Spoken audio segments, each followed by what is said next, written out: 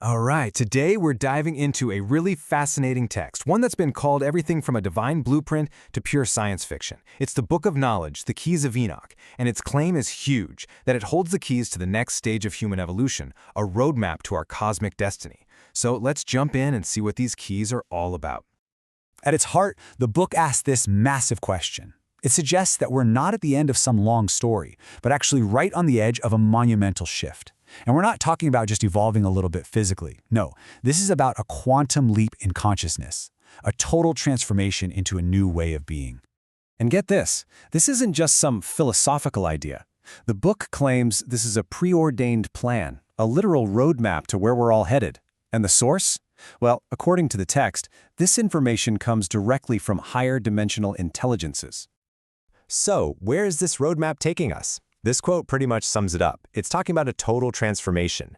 The idea is that humanity has to shed its physical body, this garment of flesh, and step into a completely new form, a being made of pure energy and consciousness, a garment of light. Okay, so what does this transformation actually look like? The book calls it a quantum change. And that's key. We're not talking about small, gradual improvements. This is a fundamental, radical shift in the very nature of our existence. It's about moving all of humanity to a higher level of consciousness. To understand this, the book brings up a very old mystical concept, the Adam Kadmon.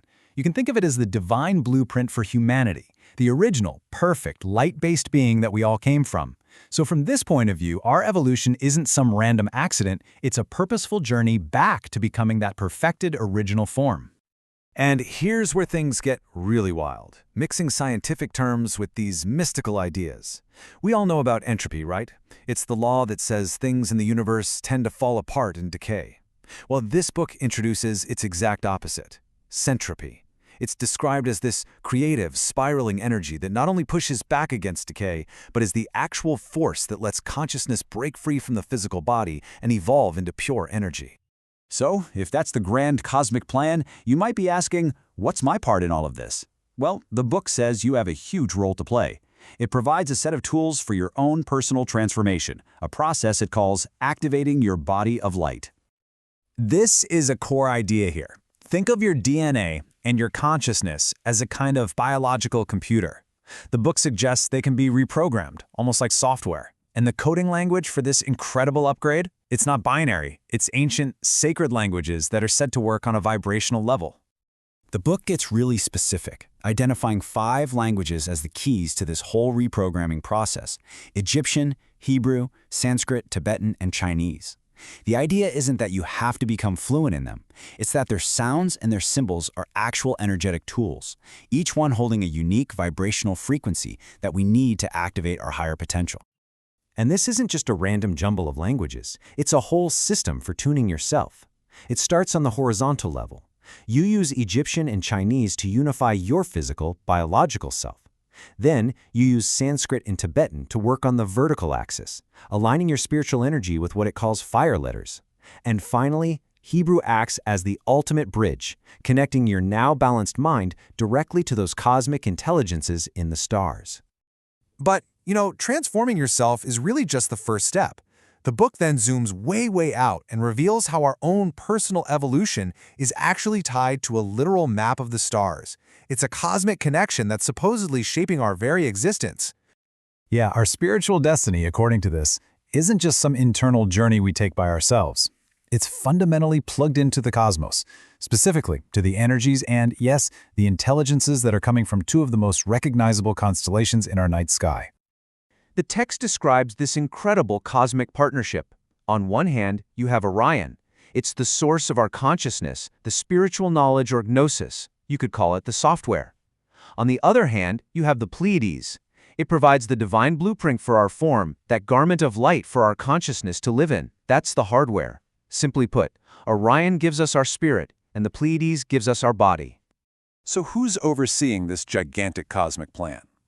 The book describes a whole hierarchy of spiritual guides, using a name you might have heard in other mystical traditions, the Great White Brotherhood. These are the beings who are supposedly managing our evolution from higher dimensions. At one level, you have the Ophanim. They're described in those classic mystical terms as fiery wheels within wheels. Think of them as the angelic messengers. Their job is to bridge the massive gap between the divine source and our reality, right here where we are. Now, if the Ophanim are the messengers, you could say the Order of Enoch are the engineers. This group is all about the scientific side of evolution.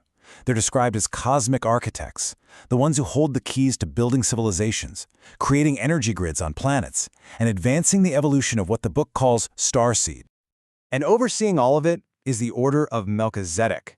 Their mission is the big one, to orchestrate the great awakening of consciousness itself. They're the ultimate programmers, making sure that all life across the cosmos evolves in a way that reconnects it back to its divine source. All of this leads us to the final and probably the most dramatic part of the book's message, the prophecy of what's to come. The climax of this entire cosmic plan is something it calls a space-time overlap. So, what is a space-time overlap?